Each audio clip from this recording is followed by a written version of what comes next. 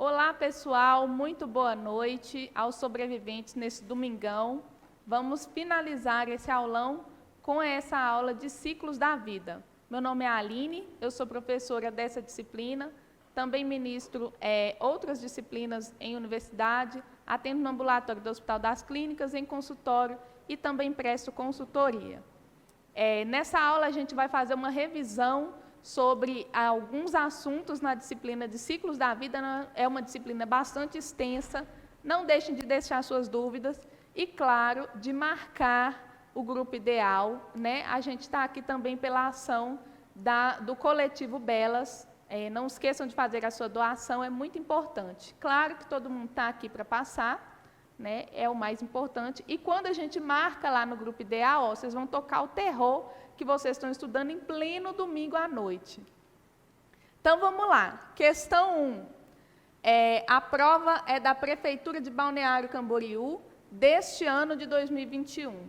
Assinale a alternativa correta em relação à nutrição na gestação e na lactação. De acordo com o Ministério da Saúde, então, olha só, de acordo com o Ministério... Espera aí que meu som está baixo, né? Só um momento, tá, Luciana? Vou resolver isso agora.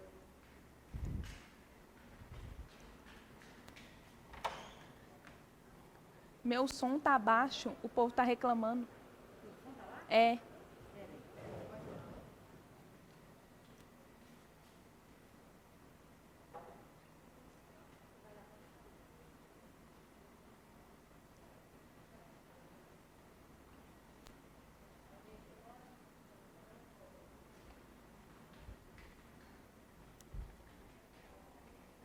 Vou resolver isso aqui, tá? Melhorou? Escreve aí para mim se melhorou o som.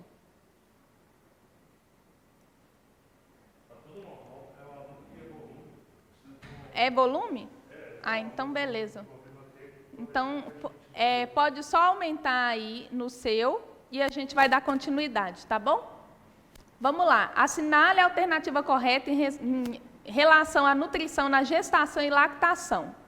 A alternativa A, veja bem, de acordo com o Ministério da Saúde, então ele fala assim, é uma prerrogativa, né, do Ministério, as gestantes devem receber suplementação de ferro no período pré-concepção para prevenção de defeitos do tubo neural e durante toda a gestação para prevenção da anemia. Presta atenção. De acordo com o Institute of Medicine, o IOM, uma gestante que apresentava índice de massa corporal pré-gestacional inferior a 18,5 quilos por metro quadrado deve ganhar entre 12,5 a 18 quilos de peso durante a gestação. Letra C.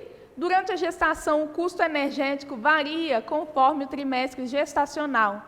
Para o ganho de peso adequado, recomenda-se que gestantes recebam um aporte energético de aumento somente a partir do segundo trimestre, sendo 285 calorias no segundo e 483 no terceiro. Os ácidos graxos essenciais são nutrientes biologicamente importantes e considerados potentes mediadores bioquímicos relacionados com a resposta imunológica. Portanto, o Ministério da Saúde preconiza a suplementação de 1.000 miligramas de ácido docosahexaenoico, que é o DHA, diariamente para todas as gestantes e lactantes. Letra E. O requerimento de proteínas não sofre alteração no período de lactação, portanto, a recomendação de proteínas é a mesma que realizada para mulheres não lactantes. Então, vamos analisar todas as alternativas. Gente, lê com atenção, tá? Alternativa A. De acordo com o Ministério da Saúde, as gestantes devem receber suplementação de ferro no período pré-concepção, para a prevenção de defeitos do tubo neural e durante toda a gestação para a prevenção da anemia. O que a Krause, o que a nossa referência fala? Ela fala sobre ácido fólico, e que o ácido fólico, a deficiência de ácido fólico está associada a malformações congênitas, incluindo os defeitos no tubo neural, inclusive espinha bífida e anencefalia. Então, a Krause ela traz para a gente com clareza de que o nutriente que está relacionado à redução da ocorrência de defeitos do tubo neural é o ácido fólico. Ácido fólico é a mesma coisa que ferro? Não, senhores, não é. Ácido fólico é a mesma coisa que folato, vitamina B9, que é diferente de ferro, que está associado à anemia. Então, essa alternativa ela está equivocada. Ainda segundo as nossas referências, a Acioli diz sobre anemia, e aí ela fala que as evidências epidemiológicas e clínicas têm demonstrado que o folato está envolvido na prevenção dos defeitos do tubo neural, mesma coisa que a Krause. E para falar do ferro, ela fala sobre suplementação de ferro. Esse livro é de 2009, né? Então a suplementação de ferro, que está na nossa referência, ela não condiz com a realidade praticada hoje, mas ela está na nossa referência, é ela que a gente vai usar. Para fins de conhecimento, a suplementação de ferro atual, ela é de ferro elementar e ácido fólico diariamente até o final da gestação, segundo o Programa Nacional de Suplementação de Ferro, né? Existe também uma recomendação diferenciada para gestantes que têm diagnóstico de anemia, que devem receber suplementação de ferro a partir daí, mas o grande lance é que essa questão ela está equivocada, tá bom?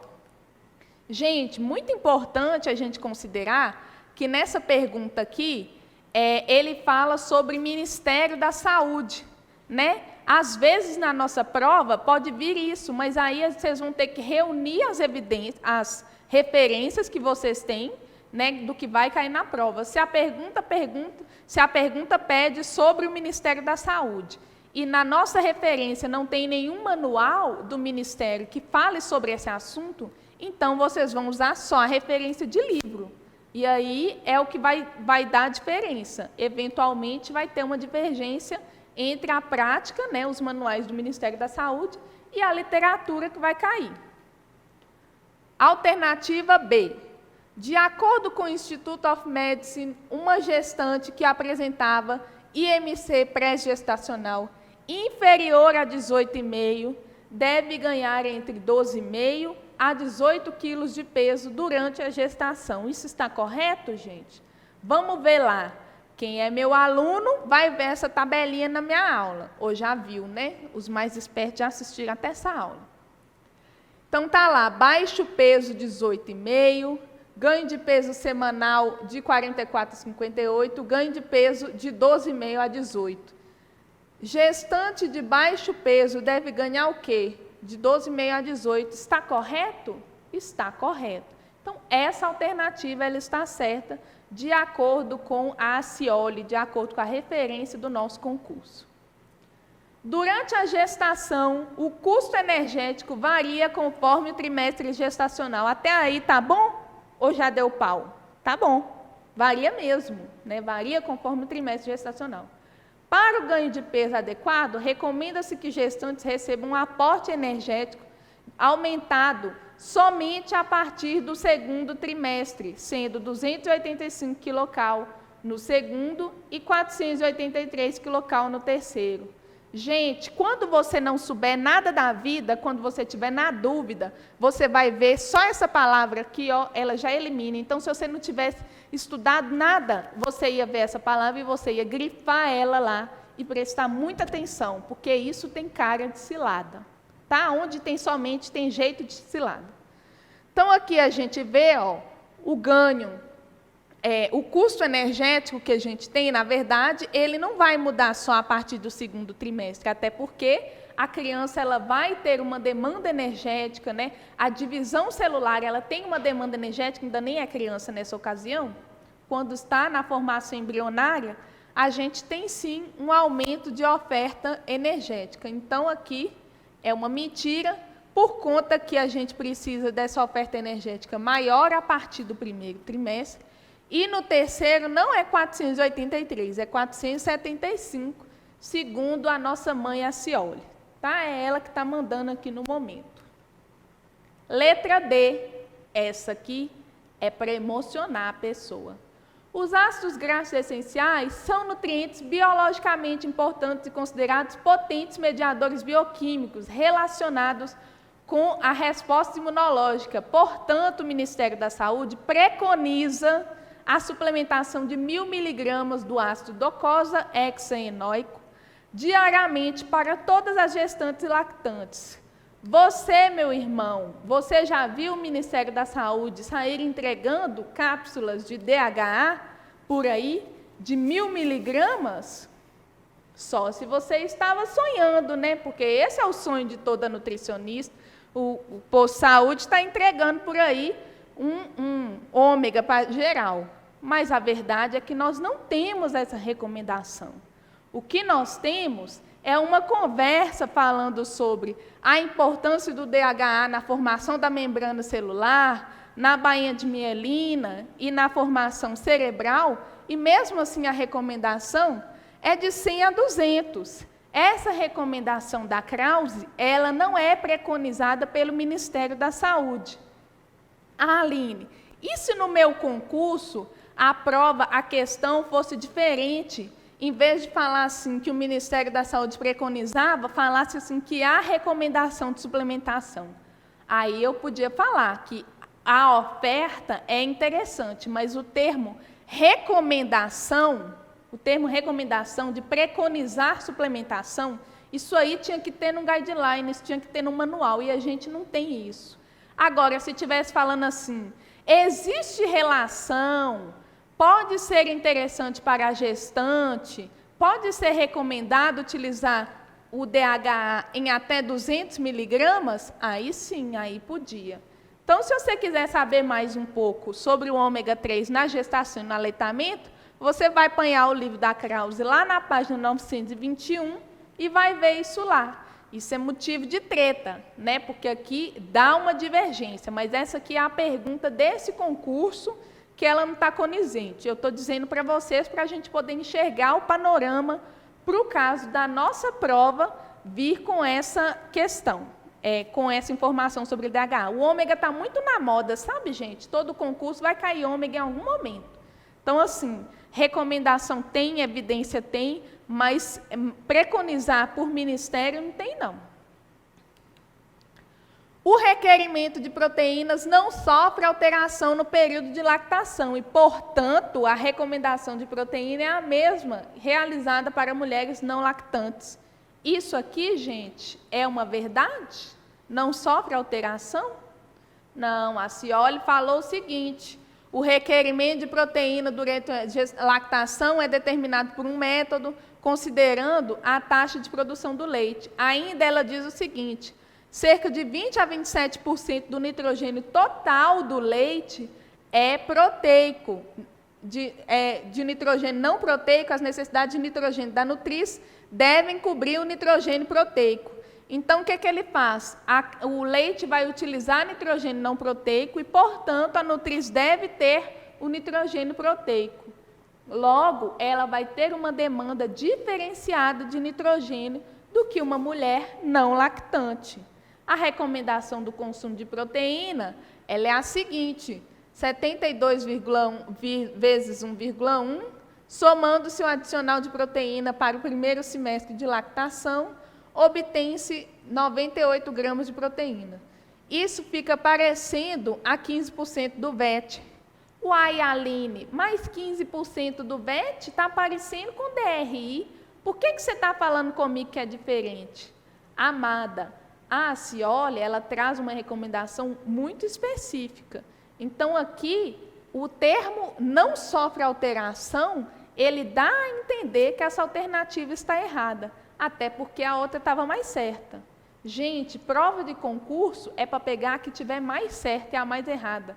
Se você for ficar olhando as picuinhas, você não vai sair da questão. Então, você vai ver esses negócios assim, não, nunca, somente, e você vai riscando para você ganhar tempo e passar para a próxima, tá bom? Fechamos com chave de ouro a questão número 1 e eu já estou sedenta essa hora.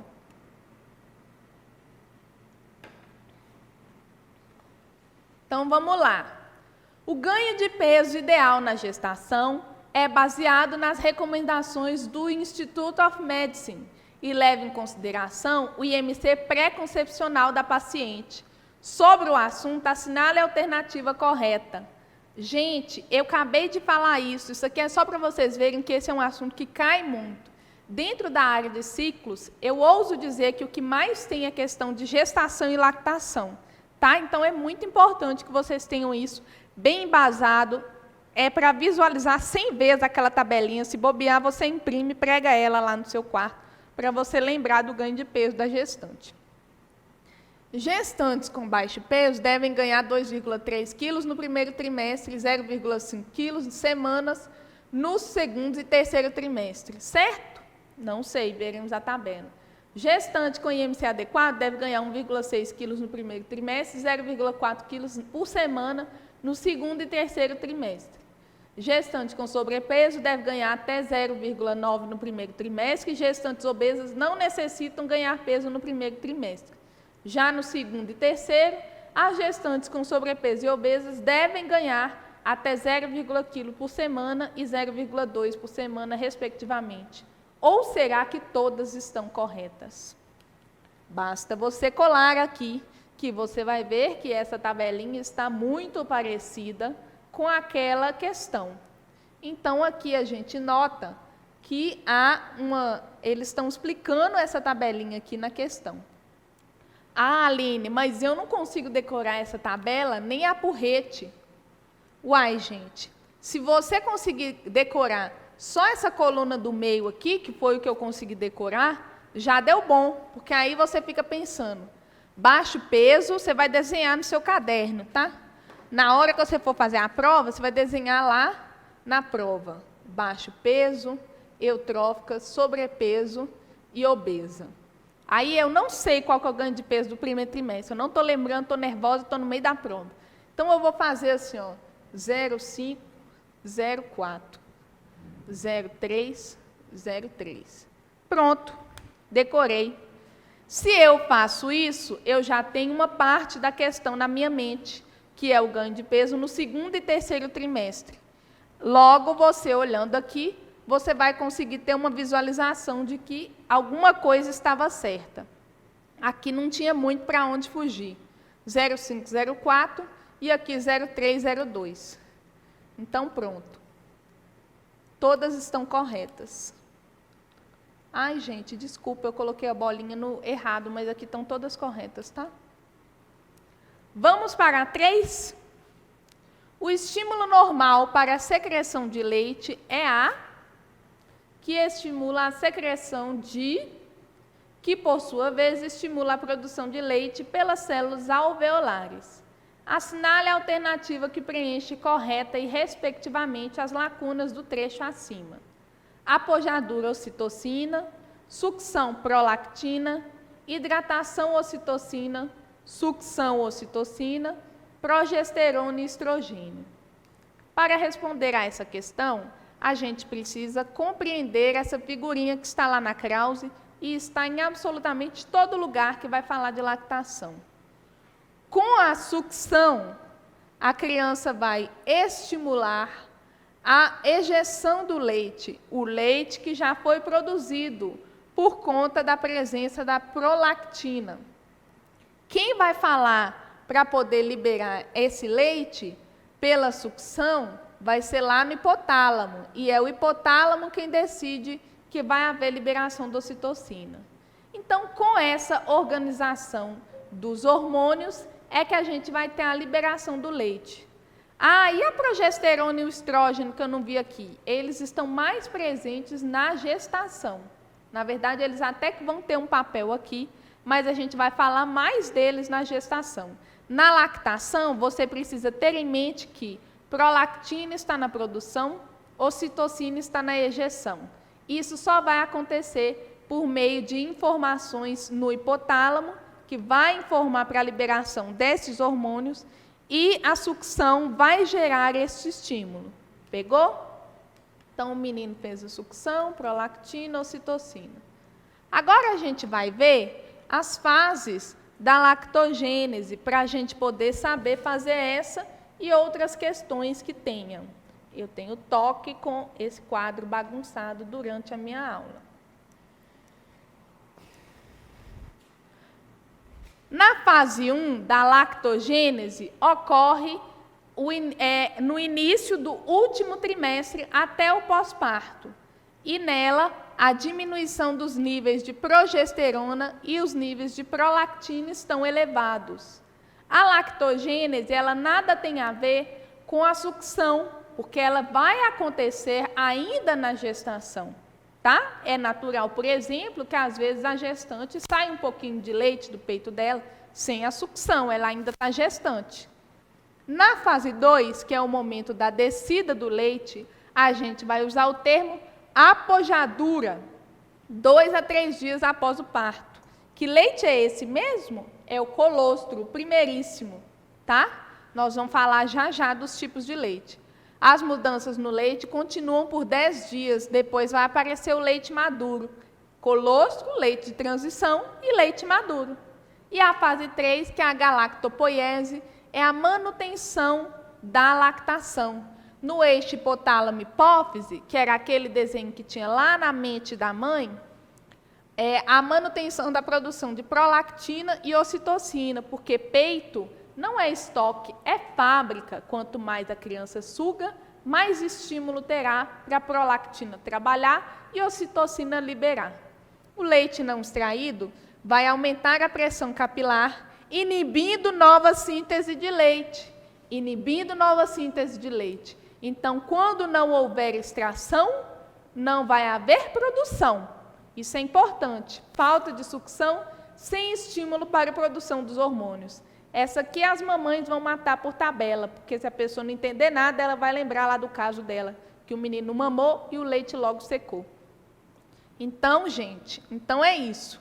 Lactogênese no começo, no último trimestre e no pós-parto, depois tem a apojadura e depois tem a galactopoiese. Tudo isso com a ajuda da prolactina e da ocitocina, elas que vão comandar essa parada toda, tá bom?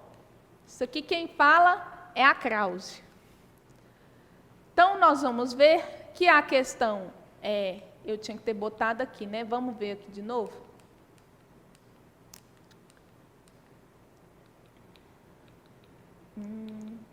Voltar, está um pouco complexo. Pronto. O estímulo normal para a secreção de leite é a sucção. Sucção é o estímulo, que estimula a secreção de prolactina, que, por sua vez, estimula a produção de leite pelas células alveolares. Então, a correta seria a letra B, tá bom?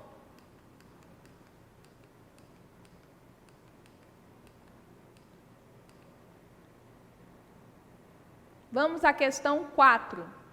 O processo de produção do leite materno ocorre em 2 etapas: a produção e secreção e a ejeção.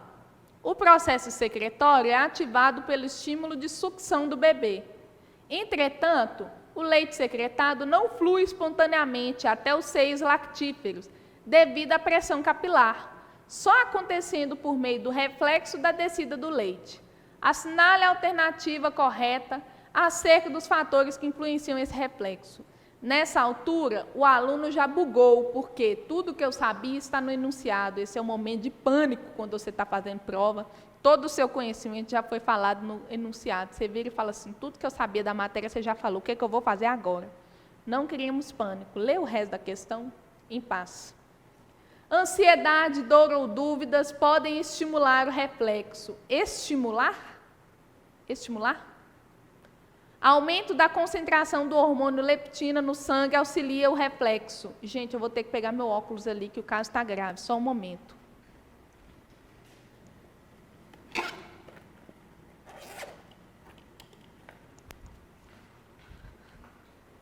Pronto, outra vida. Aumento da concentração da leptina no sangue auxilia o reflexo. A leptina é o hormônio de quê mesmo, gente? A leptina é da saciedade. Será que ela vai auxiliar o reflexo da descida do leite? Impulsos sensoriais no mamilo retardam o reflexo. Som da voz da criança não influencia o reflexo. Se tudo começa aqui, será que o som da voz da criança não tem nada a ver? A visão da criança ajuda o reflexo. Então, vamos ver qual dessas está correta. A Cioli, ela coloca um desenho lá, que entrega essa questão para nós. Ela coloca lá: ansiedade, dor ou dúvidas podem inibir o reflexo. Som da voz da criança ajuda o reflexo. Impulsos sensoriais do mamilo ajudam o reflexo. Ocitocina no sangue, nada de leptina. E a visão da criança ajuda o reflexo. Então, essa pessoa que elaborou essa questão, ela simplesmente pegou aquela questão, aquela figura, e destrinchou, deixando ela confusa para você espirocar. Mas você, pessoa que estuda no domingo à noite, vai compreender o que é que está pegando. Ainda por cima, ela fala aqui: o processo secretório é ativado pelo estímulo de sucção do bebê. A inervação do mamilo e da auréola é abundante. O leite secretado não flui espontaneamente até os seios lactíferos por causa da pressão. Só acontece após o reflexo, que ocorre quando... aquele negócio nós já falamos da hipófise posterior. Ela fala tudo aquela história que a gente já tinha visto a Krause contando através de outro desenho. Porém, essa questão aqui, eu gostei muito dela, que ela está à cara do nosso concurso. Então, vai que ela repete, né? Vai que ela repete, que essa banca nós não tentamos na dúvida sobre o comportamento dela, então você irá acertar com alegria e com louvor. Questão 5. Assinale... Ai, gente, desculpa, eu esqueci de falar de onde que é a questão. Nutricionista Prefeitura de Guarabira, questão de 2019, naqueles tempos longínquos, pré-pandemia. Avalie as afirmativas sobre as características nutricionais e as funções do leite humano. A imunoglobulina secretora, IgAS, é a imunoglobulina predominante no leite humano e desempenha o papel de proteger o intestino imaturo da criança contra infecções. Será que a criança tem um intestino imaturo quando nasce? Fica aí o questionamento. O leite maduro contém menos lipídio e carboidrato, porém possui maior teor de proteína, sódio, potássio e cloro em comparação ao colostro. Isso aqui é difícil de gravar, nós vamos ter um esquema para poder gravar. O leite humano é composto de 40% de proteínas do soro, principalmente lactoalbumina, e 60% de caseína. O conteúdo de vitaminas hidrossolúveis no leite humano reflete o consumo alimentar da mãe.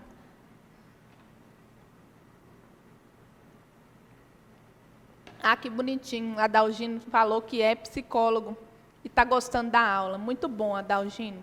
Adorei. Vocês podem falar aí que eu estou ligada no que vocês estão falando. Aparece aqui para mim numa telinha. Muito moderna, inclusive. Aí vamos ver lá a composição do leite humano. Só de célula, a gente tem uma cambada. É linfócito T, B, macrófago, leucócitos. E as células que são humorais, que são as imunoglobulinas, né? IgA, IgG, IgM, IgD, IgE, as lactoferrinas, o fator bífidos, o fator antiestafilocóxico, a lactoperoxidase, os complexos C3 e C4, interferons, lisozimas, proteínas fixadoras de B12. O leite humano é tão completo que ele tem absolutamente todas as células que o intestino precisaria ter para se defender. Então, sim, a criança nasce com o intestino imaturo, tão imaturo que ele precisa desse alimento maravilhoso e único. Vai até 7, viu, Renata? E aí ele está falando aqui das imunoglobulinas, né, que é a IgA, que o moço lá tinha colocado na questão. Agora nós vamos ver o teor de nutrientes. Calorias. O colostro, ele tem menos calorias do que o leite maduro. Caloria é grama por decilitro aqui, tá? Proteínas. O colostro tem mais proteínas do que o leite maduro. Que proteína é essa? Ela pode ser caseína, que tem menor quantidade, ó. Pode ser do soro do leite, que tem maior quantidade no colostro e menor no maduro. E em grande escala, a alfa-lactoalbumina, que tem 218 no colostro e 161 no leite maduro. Depois a gente tem um leite mais rico em gorduras quando é maduro e menos gorduras no colostro. Minerais, a gente tem sódio, potássio e cloreto no colostro e um leite mais pobre em minerais quando a gente fala do leite maduro.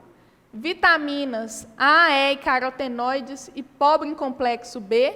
Essa vitamina aqui, ela é o quê? Ela é lipossolúvel, né? A e E.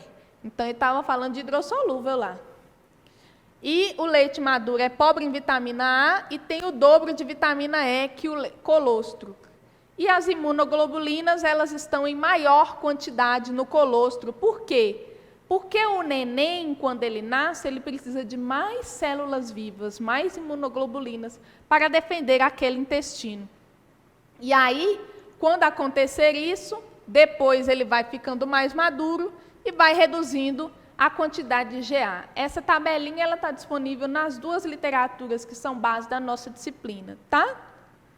Aí, respondendo a pergunta lá, ó, teor de gordura, de carboidrato e de minerais, logo aí você vê que, e de proteína também, né, que eu tinha colocado. A imunoglobulina secretora, IgA, é predominante no leite humano e desempenha o papel de proteger o intestino imaturo da criança contra infecções, certo? Certo, muito bom, sem derrubar. O leite maduro contém menos lipídio e carboidrato, porém possui maior teor de proteínas, sódio, potássio e cloro, em comparação ao colostro, certo? Errado, o leite maduro contém mais lipídio do que o colostro. E ainda em relação ao carboidrato, vamos ver lá, ele tem mais carboidrato. O leite humano é composto de 40% de proteínas do soro, principalmente lactalbumina, e 60% de caseína.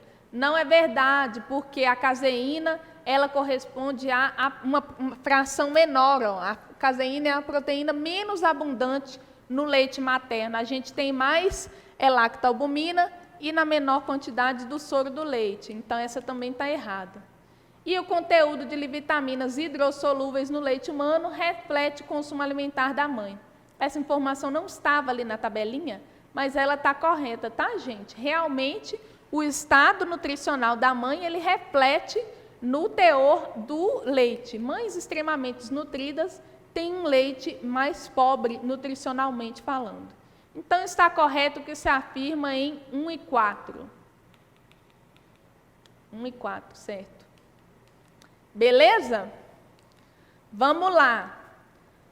Questão 6 da Fundatec, Prefeitura de Tapejara. Onde será que fica Tapejara? Eu devia ter olhado no mapa. Os índices antropométricos adotados para vigilância nutricional de crianças, os meninos estão crescendo. Nós já pegamos a gestante, o neném mamou e agora o menino já cresceu.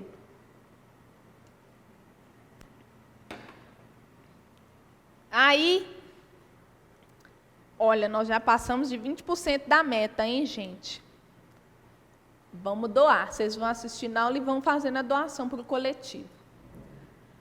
Os índices antropométricos adotados para a vigilância nutricional de crianças, segundo recomendações da Organização Mundial de Saúde e do Ministério da Saúde, são peso por idade e estatura por idade, peso por estatura e IMC por idade. Quais destes são utilizados também para adolescentes? Peso por idade, estatura por idade, peso por estatura. Peso por idade, peso por estatura e IMC por idade. Estatura por idade, peso por estatura e IMC por idade. Peso por idade, peso por estatura. Estatura por idade e IMC por idade. Confuso pra caramba, né? Ainda mais se a pessoa tiver cabeça quente. Mas vamos na fé. Eu quero saber qual destes eu uso tanto para criança quanto para adolescente. É importante compreender como que funciona com as crianças.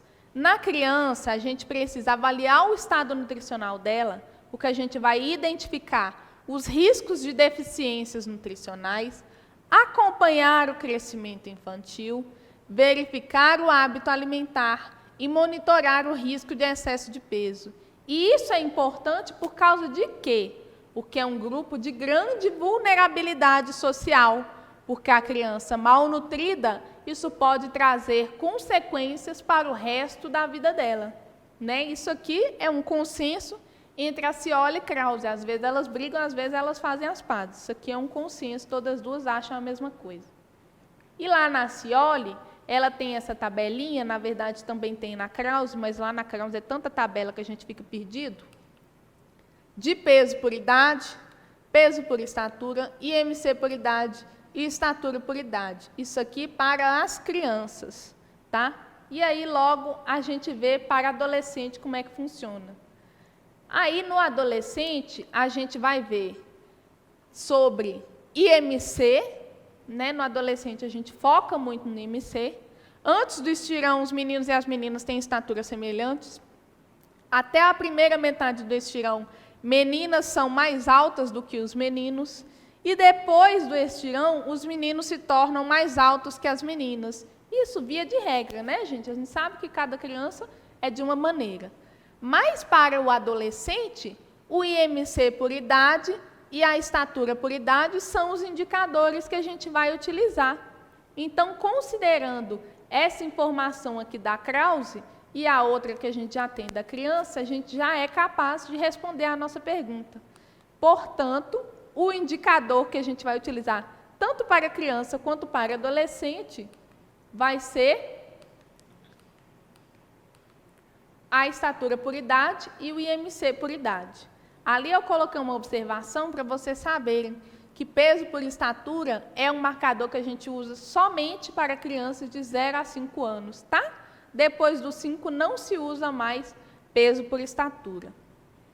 Esses marcadores, é bom vocês fazerem anotações. Qual que é para criança? Eu gosto de escrever assim, ó, quando eu estou estudando. Estatura por idade. Peso por idade. IMC por idade. Aí você põe aqui criança, você põe aqui adolescente. Aí você marca, ó, criança tem estatura por idade? Sim. Adolescente tem? Também. Peso por idade os dois têm? Criança sim. Adolescente não. IMC por idade criança tem? Tem. Adolescente também. Então a gente vai fazendo assim para poder visualizar com mais clareza. Não vou apagar esse agora não, que aí vocês vão ter uma ideia assim para vocês irem organizando os estudos, tá? Gente, não deixe para a última hora, a prova já está aí. Tá bom? Não deixem de aproveitar o embalo para... A menina tá falando que fica rindo. Eu nem soltei meme hoje, soltei só uma. Tô light. Ó, que hoje é domingo, hein? Vamos lá. Avaliar o estado nutricional é fundamental importância para investigar se a criança está crescendo dentro dos limites recomendados ou está fora deles. Já falou isso ali, né? Que a Krause e a Cioli falaram, que é para poder ver se o menino está crescendo e evitar maiores problemas futuros.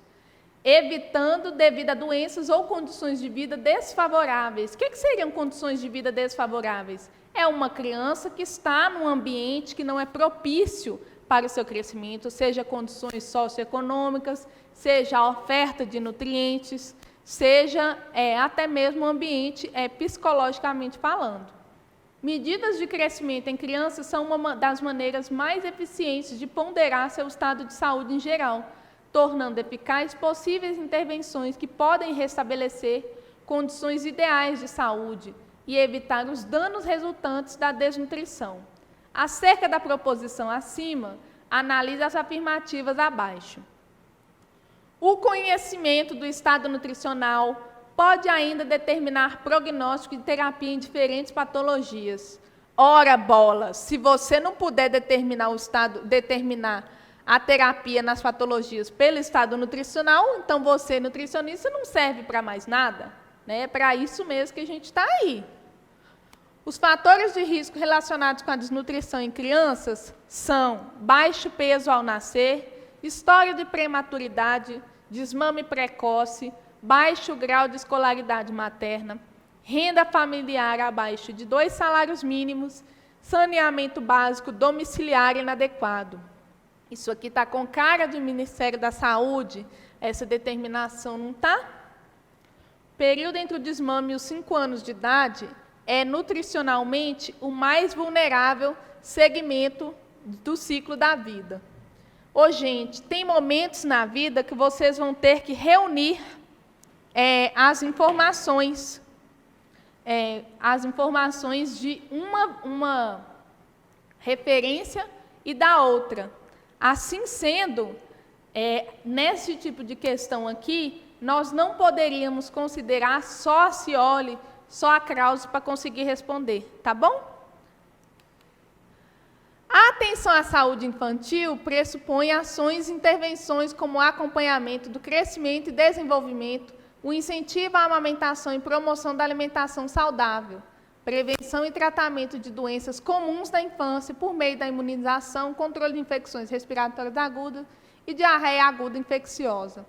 Logo, aqui com esse trechinho, a gente já vê que ela queria dizer que avaliar o estado nutricional da criança é relevante. E aí depois ela fala, dado a natureza multifatorial dos problemas nutricionais, o diagnóstico do estado nutricional implica na utilização de indicadores antropométricos, dietéticos, bioquímicos e clínicos, complementados com os dados socioeconômicos. O que é isso aqui, gente? Isso aqui é uma anamnese. Então, a Scioli está falando com a gente que é importante a gente fazer a triagem da criança e, durante os primeiros anos escolares, é observado um padrão de ingestões consistentes e constantes, aumentando para a maioria dos nutrientes até a adolescência. Então, isso aqui está dando para nós um parâmetro sobre aquelas questões. O que está dizendo aqui é bem próximo do que está dizendo aqui. Mas aí a gente precisa de um pouquinho mais, vamos dizer assim, de sabedoria para a gente poder responder essa questão. Porque a gente tem sim essa informação de que o período do desmame até os 5 anos de idade, ele é mais vulnerável, né, no primeiro ciclo de vida. Isso porque essa criança ela pode ter atrasos no desenvolvimento quando ela não está bem nutrida neste período. A Scioli traz isso para nós. Esses fatores de risco aqui, em especial, a Scioli não traz para nós. Tá? A gente vai encontrar isso em outros materiais, mas a gente sabe que está correto. E o conhecimento do estado nutricional, isso aqui eu já falei, que está mais do que provado que é relevante. Assim sendo, nenhuma das alternativas está incorreta, tá bom?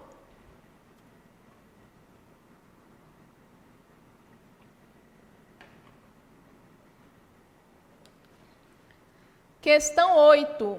Em relação às definições e conceitos para o diagnóstico e acompanhamento do estado nutricional de crianças e adolescentes, de acordo com a publicação do Ministério da Saúde, Orientações para a coleta e análise de dados antropométricos em serviços de saúde, relaciona a coluna 1 à coluna 2.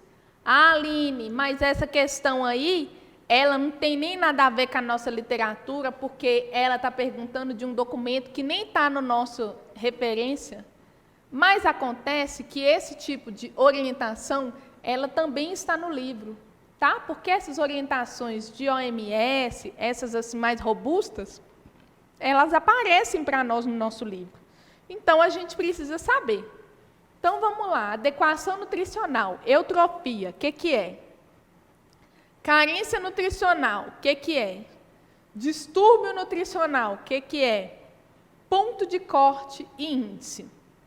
Essa questãozinha eu trouxe só para vocês relembrarem pequenas definições que vão fazer a diferença na prova. Às vezes, a gente não conhece essas definições com muita clareza e a gente perde uma outra questão mais complexa.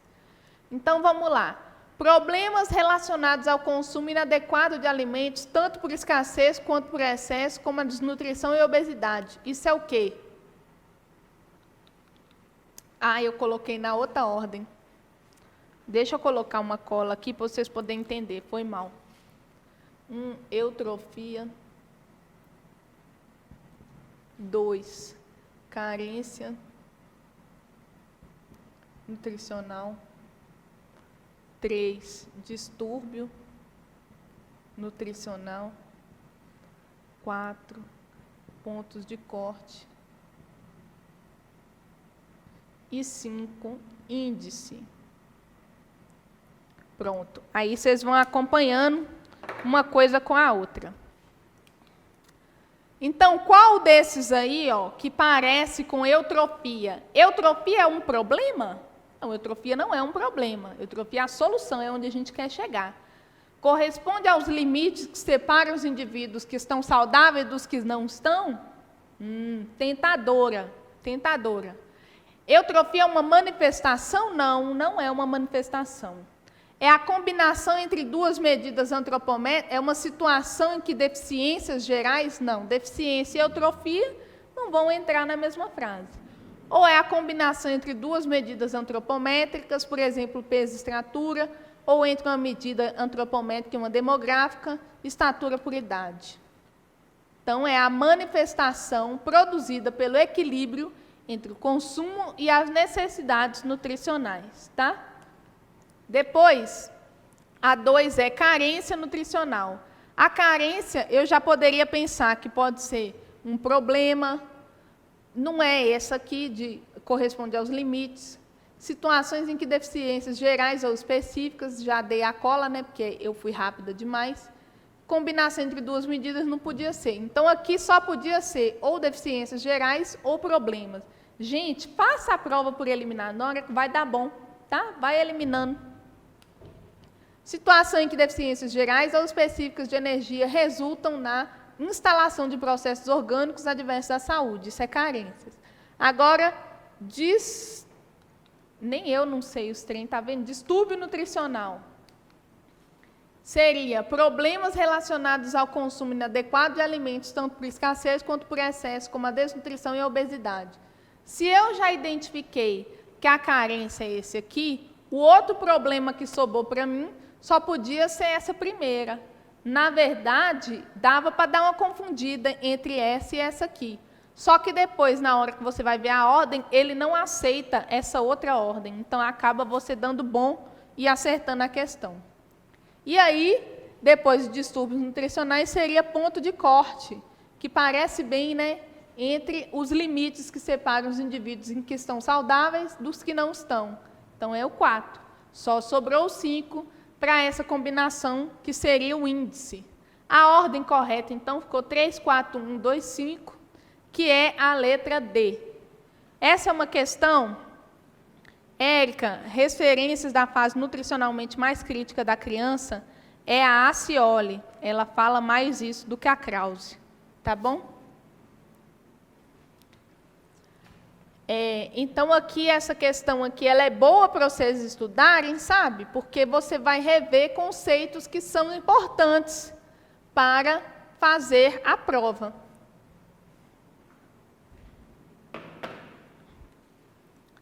Desculpa, eu tenho que ler a pergunta, né? A Érica perguntou qual é a referência da fase nutricionalmente mais crítica da criança, se é a Acioli ou se é a Krause. A Acioli traz isso com mais clareza. E também tem outros manuais do Ministério da Saúde que trazem, que também estão no Manual da Criança, que também está na referência, tá? Aí, vamos lá. Banca do IBAD, Prefeitura do Rio Branco.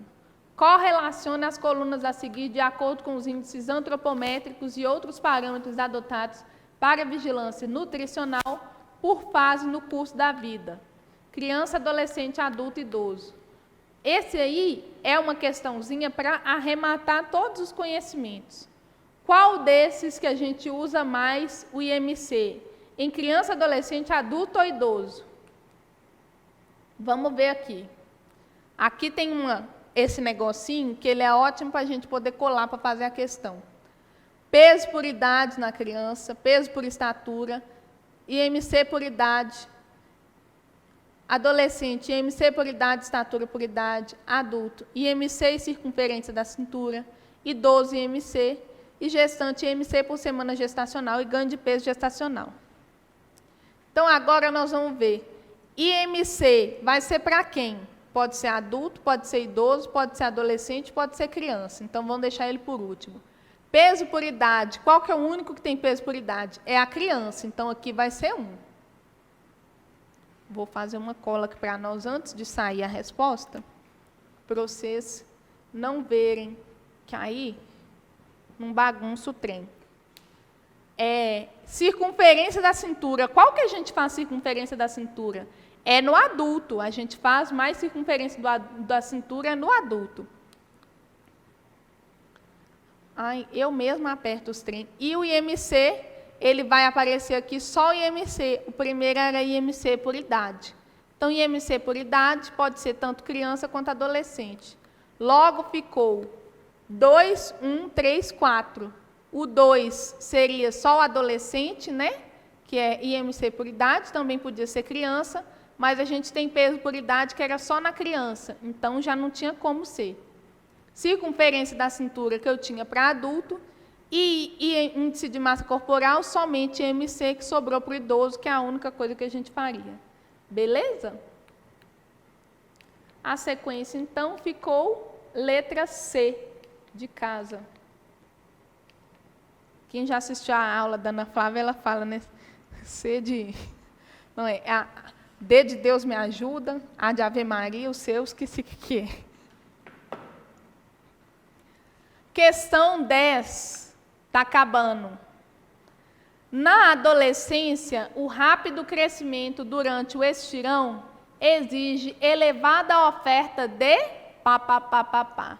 A necessidade energética devido à velocidade de crescimento e atividade física. Nessa faixa etária também aumentam as necessidades de ti. Se você estiver boiando e você não souber nada nessa vida sua, você está vendo assim, ó. Na adolescência, o rápido crescimento exige a elevada oferta.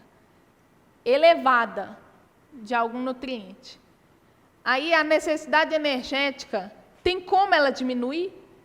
Não tem como. Eu estou acabando de falar de elevada oferta de um determinado nutriente. Como é que eu vou ter uma necessidade diminuída de uma coisa aqui? Sendo que depois eu viro e falo assim, nessa faixa etária também aumentam as necessidades de... Aqui já tem um também aumentam. Então, se a pessoa estiver boiando de tudo, se ela tiver com 2 minutos para fazer essa questão, ela faz. Porque todas as outras aqui tem diminui, aí só sobrou 2. Ou é água ou é proteína. Bom, o adolescente, ele até poderia ter uma necessidade hídrica variável, mas entre estirão de crescimento precisar mais de proteína ou de água, qual que você ia marcar? Você ia marcar proteína, porque você não está marcando essa touca, né? Mas para você saber, a necessidade proteica do adolescente, ela é importante para garantir o crescimento e poupar a proteína a ser usada para energia, enquanto não permite o ganho de massa corporal em excesso. Então, nesse momento aqui, ó, vai ter uma fase de intenso anabolismo e o balanço nitrogenado da criança deve estar, do adolescente, deve estar positivo. Crescimento de novos tecidos, aumento de massa magra e síntese de hormônios, né? O hormônio precisa de gordura e de proteína. Então, a gente tem a necessidade de proteína por grama por quilo de peso, de EAR e RDA. E aí, a Cioli e a Krause, todas duas, olha as duas combinando aqui de novo, todas duas combinam, elas trazem essas recomendações, tanto de EAR quanto de RDA. Vocês estão vendo que, às vezes, vocês ficam assim, mas quem falou? Essas recomendações, vamos dizer assim, universais, DRI, elas sempre vão ser prevalentes. Quando a gente tiver dúvida, quando a gente tiver perdido, que às vezes tem divergência entre um autor e outro, essas recomendações, elas costumam ser prevalentes. Claro que você vai ter que ler o enunciado, para ver de quem que ele quer saber, né?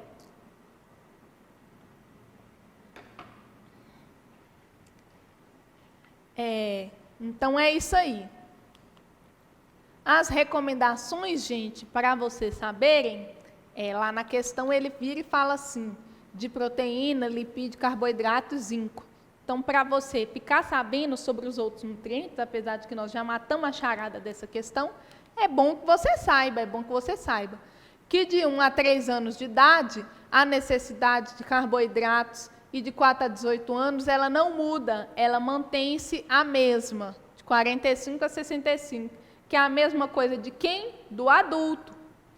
As proteínas, elas têm uma variação na recomendação de 5 a 20%, sobe para 10 a 30%. Então, ela vai aumentar conforme a idade. Já a necessidade de lipídios, ela vai diminuir, ela não vai deixar de ser importante, ela vai diminuir. Então, aí você fica ligado se você tiver esse quadrinho aí na sua mente, você já mata uma meia dúzia de questão, porque cai mesmo, cai pra caramba em ciclos, gestante, composição de leite materno. Uma hora, em algum momento, alguém vai te perguntar um trem de ômega, porque eu nunca vi o povo gostar assim de ômega. E essas questões de recomendações para adolescentes, eu acho mais com jeito de cair do que questões sobre antropometria de adolescentes, tá? Eu acho, isso aí é um sentimento que eu tenho, felizmente não tem como eu saber, se eu soubesse, era eu quem fechava essa prova.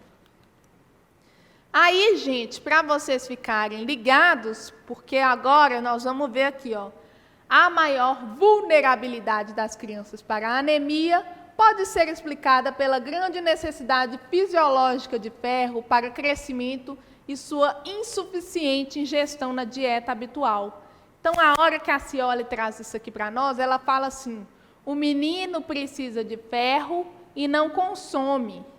Ela não fala necessariamente ele precisa de muito mais ferro, ela fala que ele não está consumindo a necessidade. E aí a Krause traz para nós, não ficou muito bonito, mas você pode ir lá colar, ela traz para nós a ingestão diária comparada com as DRIs, de meninos e de meninas. Então, a de ferro de meninos, a ingestão diária é em média 17, a DRI deles é de 8 a 11. E de meninas, a DRI de 8 a 15, e elas consomem em média 12,9. Lembrando que as meninas depois elas vão menstruar, né? E aí elas vão ter uma demanda maior. Nas adolescentes em idade fértil, as perdas de sangue pela menstruação têm um papel importante na etiologia da anemia. O desequilíbrio entre o ferro ingerido, o ferro utilizado e a perda do micronutriente resulta em deficiência de ferro e anemia nessas indivíduas. Isso quer dizer que eu não tenho uma necessidade aumentada no adolescente em geral, mas eu devo atentar para esse nutriente, porque eles vão ter um consumo reduzido e porque as meninas vão menstruar. Valeu? Na adolescência, o rápido crescimento durante o estirão exige elevada oferta de proteína. A necessidade energética aumenta devido à velocidade de crescimento na atividade física. Nessa faixa etária também aumentam as necessidades de ferro. Aline, você acabou de falar que não precisa de mais ferro. Eu já expliquei qual que é o negócio. O menino precisa e ele não come. Então, você fica ligada, porque a questão só tinha essa alternativa aqui para poder fechar. Não cria cabelo na casca do ovo. Se deu bom, você já sai vazado, marca e sai vazado, vai para a próxima. Cheio de questão para fazer, vocês ficam aí mirabolando a mesma. Questão 11, sobre questão da universidade, eu não consegui desvendar ali, da Bahia. Sobre as necessidades e recomendações nutricionais para o pré-escolar, assinale a alternativa correta. Os nutrientes mais críticos são os lipídios e a vitamina B6, porque as quantidades recomendadas são elevadas em relação à capacidade gástrica da criança e seu tamanho corporal. Gente, às vezes, o jeito que a pessoa elabora a questão, ela pensa que a gente é bobo. Presta atenção nessa pergunta. O nutriente mais crítico é o lipídio e a vitamina B6. Nutriente ocupa espaço na capacidade gástrica? O que ocupa é volume de alimento, né? Não de nutriente. Porque as quantidades recomendadas são elevadas em relação à capacidade gástrica da criança e seu tamanho corporal.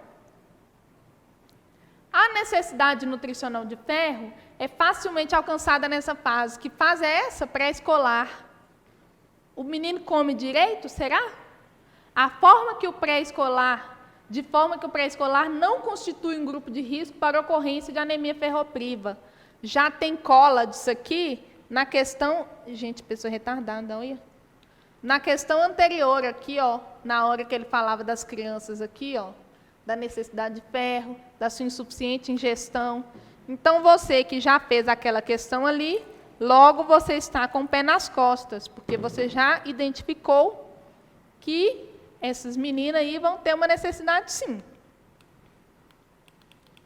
Devia ter um jeito de pular, né? Então, aqui, ó, apesar da capacidade do estômago dos meninos ser menor e o apetite variável, eles não interferem nas necessidades nutricionais, tanto de gorduras quanto de vitamina B6. a necessidade nutricional de ferro, ela pode ser considerada maior. Os pré-escolares, eles são considerados grupos de risco para deficiência de ferro. Quem falou isso foi a Cioli, não fui eu, pois é um período marcado por rápido crescimento e aumento nas concentrações de hemoglobina e massa de ferro total. Então, dizer que ela é facilmente alcançada, certamente é um erro. A recomendação diária de proteínas é facilmente alcançada, pois os alimentos fonte, carne, leite e derivados, apresentam alta concentração desse nutriente.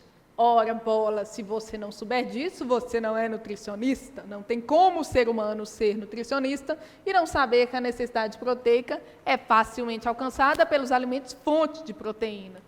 Então, o que tem aqui para a gente prestar atenção é justamente a necessidade. Olha só o que traz aqui a Krause para nós. A necessidade de proteína diminui aproximadamente 1,1 grama por quilo na primeira infância, para 0,95 no final da primeira infância.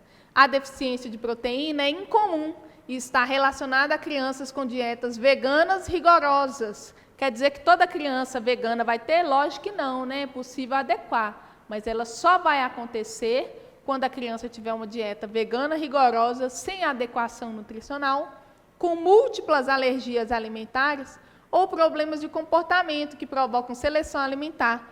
Uma criança com erro inato de metabolismo, uma criança que tem alergia a PLV, ovo, albumina, tudo que é fonte proteica, essa criança é alérgica, ela responde a isso. Então, ela sim pode ter uma deficiência nutricional. As principais fontes de proteína, carne, leite e derivados, apresentam alta concentração desse nutriente e sua recomendação é facilmente atingida. Então, essa alternativa, ela está o quê, gente? Ela está mais do que certa, ela não tinha para onde, ela está mais certa. A necessidade nutricional de minerais deve ser garantida por meio de suplementação oral, mesmo com uma alimentação balanceada. 98% das questões que falam que tem que suplementar todo mundo estão erradas, salvo programas de suplementação nacional, como de ferro, de vitamina já mudou, né, esse de vitamina A. Salvo esses programas do Ministério da Saúde. Mas, assim, quando você falar que algum mineral tem que ser suprido para 100% da população, mesmo com uma alimentação balanceada, né, isso só pode estar errado. A suplementação ela é aconselhada em casos como anorexia, apetite inadequado, dietas restritivas, doenças crônicas, hepáticas, fibrose cística e com deficiências de desenvolvimento, quando é identificado que há necessidade. Tá bom? Então, essa aqui também está errada. E nós brilhamos na questão 11, que a certa era a letra C. Ai, meu Deus. 12. Prefeitura de Caxambu do Sul, prova para nutricionista, assinale as afirmativas abaixo em relação ao estado nutricional de idoso. A medida da circunferência da panturrilha inferior a 41 centímetros é preditor de redução de massa muscular e capacidade funcional. É 41 centímetros a medida de circunferência da panturrilha de idoso? Veremos. A altura do joelho é um dos métodos de estimativa de altura mais utilizados em idosos, visto que a medida do membro inferior não é afetada pela diminuição das dimensões ósseas. A mini avaliação nutricional, a MAN, é uma ferramenta de risco nutricional desenvolvida especificamente para identificar o risco de desnutrição em idosos e validada para uso em todos os níveis de atenção à saúde. A circunferência da cintura não é uma medida adequada para avaliar o risco de doenças metabólicas em idosos, visto que a redistribuição de gordura corporal que ocorre nessa fase da vida. Métodos retrospectivos de avaliação do consumo alimentar, como o uso de diários alimentares, são aconselhados para idosos, visto que exigem menos da capacidade da memória. Então, vamos lá. A MAN, gente, ela é realmente a maior recomendação que a gente tem para uso em idosos. Então, a utilização dela é recomendada. Além disso, ela traz para nós o perímetro da perna, né, que é o da circunferência da panturrilha, e ela diz que menor que 31 é um risco. Então, a gente não usa 41, como diz a questão aí. A gente usa 31, tá? Como ponto de corte. E a fórmula de Shumlia, sei lá como é que fala isso, até hoje eu não aprendi, ela usa sim a altura do joelho. É uma medida que a gente usa muito em idosos, sobretudo idosos acamados ou com limitações na mobilidade, né? Que a gente não vai conseguir fazer a estatura, então a gente vai fazer por estimativa. É sim uma recomendação. E falando da composição corporal do idoso, a gente observa que ele vai ter uma composição diferenciada, né? A massa gorda e a gordura visceral aumentam, enquanto a massa magra diminui. O percentual de músculos na composição corporal, ele vai reduzindo com o passar da idade. E a gordura corporal vai aumentando e o idoso também vai perdendo água. Um conceito que eu gostaria de trazer aqui é sobre a obesidade sarcopênica, que é quando a gente vê sobre o acúmulo de gordura abdominal, subcutânea e visceral, que embora não tenha sido abordado nessa questão, mas ele fala sobre o uso da circunferência abdominal em idosos. Então, aqui a gente traz um alerta de treta, que eu não botei o mínimo aqui, mas era para trazer. Por quê? Para a identificação da sarcopenia em idosos, a gente vai sim utilizar a medida de circunferência da cintura. E aí a Krause traz isso. Na verdade, a Krause para idoso, ela passa assim bem batidinho. Então, eu acho até que eles nem vão colocar muita questão de idoso, porque a Scioli, ela não traz idoso, né? E aí, a gente fala que a gente vai observar essa informação aqui e vai julgar aquela assertiva como correta ou não. Então, vamos lá. A medida nananã inferior a 41 centímetros é preditor da redução de massa? Não, porque é 31. A altura do joelho é um dos métodos de estimativa da altura mais utilizado em idosos? Sim. A mãe é uma ferramenta de risco nutricional desenvolvida especificamente para identificar o risco de desnutrição em idosos? Sim. A circunferência da cintura não é uma medida adequada para avaliar risco de doenças metabólicas em idosos, visto a redistribuição de gordura corporal? Não. Então, essa questão, ela diz que isso aqui está errado, mas não é preconizada a medida de circunferência da cintura em idosos, e a Krause, ela traz aquele conceito lá de obesidade sarcopênica, e aí ela menciona isso, então deixa a gente assim, num lugar meio confuso nessa questão. E os métodos retrospectivos para idosos, eles certamente são desaconselhados, porque eles vão exigir, sim, capacidade de memória, que o idoso tem limitações. Então, assim, gente, para essa questão, o gabarito, ele é a letra B, corretas apenas 2 e 3. Mas na minha concepção, eu traria que essa aqui está correta, só que a nossa referência, ela traz que a medida da circunferência da cintura, ela pode ser avaliada como um risco de doença cardiovascular ainda no idoso, mesmo apesar dessa redistribuição de gordura, tá bom? Agora está acabando, tá? Vocês vão ficar livres de mim para curtir o restante do domingo, fazer uma jantinha e deitar. Prefeitura de Boa Vista. Há determinantes fisiológicos e metabólicos potenciais nas necessidades e ingestões de nutrientes em adultos com idade mais avançada. Por exemplo, redução da massa e força muscular indicam aumento da oferta da ingesta de hidrocarbonetos. Eu adoro quando eles usam palavras estranhas para coisas conhecidas, que é para poder deixar o aluno em pânico. Mas nós não entraremos em pânico, porque nós estudamos. Hidrocarboneto é carboidrato. Diminuição do gasto energético total e da atividade física levam a menor necessidade proteica. Alterações bucais levam a redução na quantidade ou qualidade na ingestão de nutrientes. Mulheres necessitam cada vez mais de maiores suplementos de ferro. Então, vamos ver aqui o que pode ter de certo aqui nessa. As alterações com o envelhecimento, a Krause traz isso muito bem, apesar dela ficar falando lá de Estados Unidos, tem uma coisa da raiva no livro da Krause, ela fica falando de um programa de idosos nos Estados Unidos. O que eu tenho com isso? Devia nem ter traduzido essa parte, eu acho. Se eu fosse tradutora, eu ia falar, arranca isso fora. Mas ela fala disso aqui com maestria. Ela vira e traz assim: a taxa do metabolismo basal diminui com a idade devido às alterações na composição corporal. Necessidades energéticas diminuem 3% por década em adultos. Já estamos com isso diminuindo, tá, amadas? Você, maior de 30, que está assistindo essa aula, suas necessidades já estão diminuindo 3% por década. Aí ela fala sobre as soluções práticas. Alterações de proteína, alteração mínima com a idade, porém pesquisas inconclusivas. As necessidades variam de acordo com doenças crônicas, absorção e síntese. Carboidratos, a constipação pode ser uma preocupação séria para muitos indivíduos, mas o carboidrato aqui, ele traz na quantidade que a gente usa como é que chama? Nas DRIs. Então, aqui, sem alterações.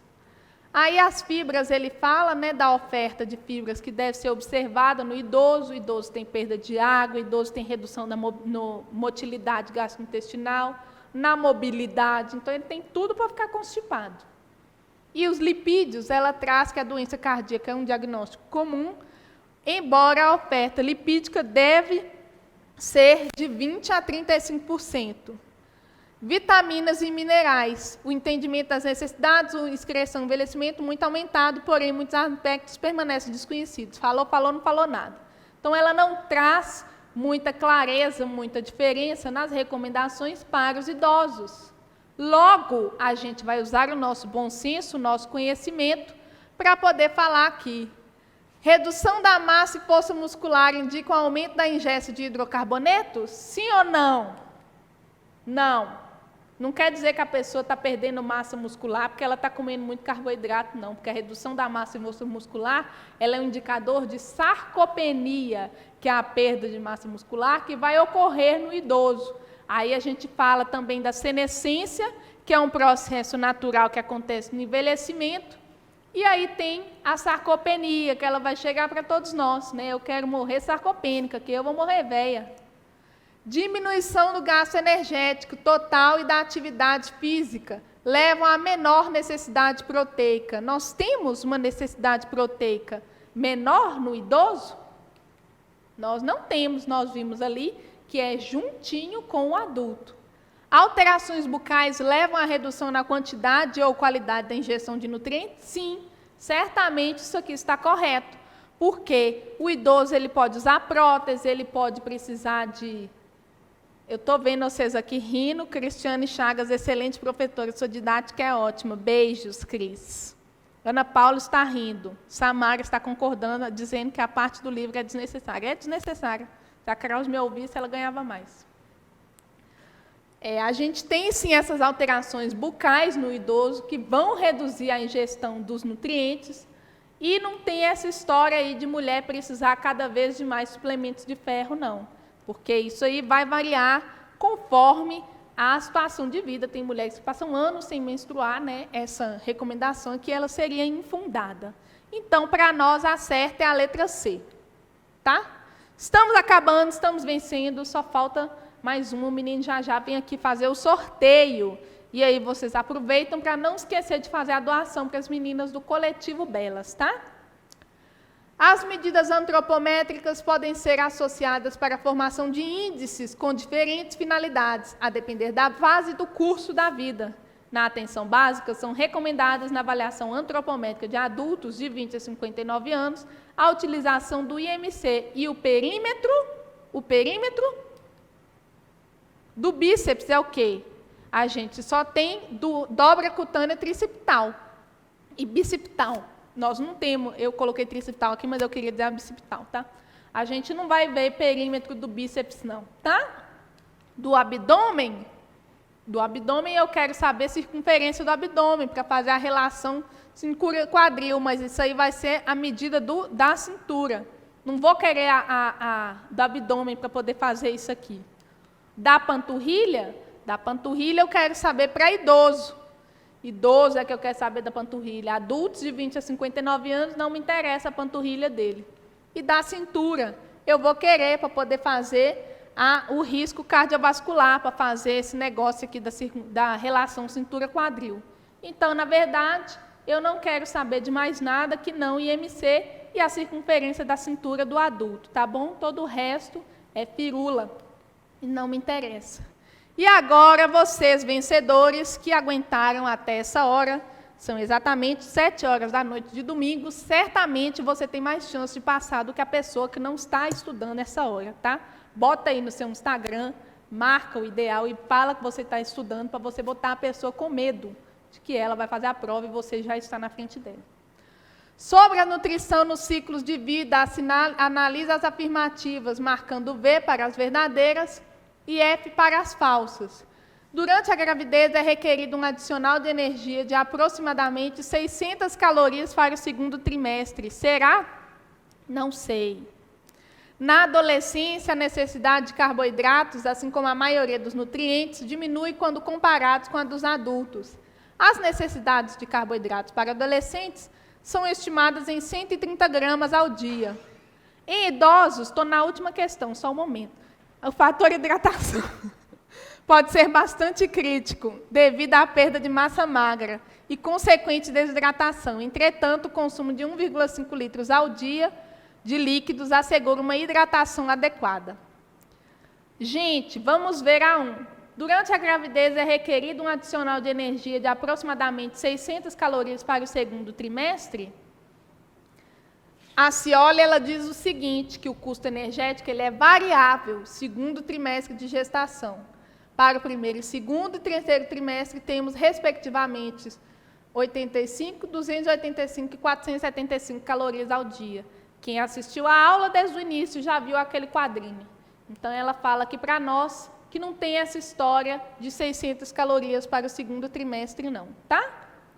Na adolescência, a necessidade de carboidratos, assim como a maioria dos nutrientes, diminui quando comparados com os adultos. As necessidades de carboidratos são estimadas em 130 gramas ao dia. Diminui? Diminui?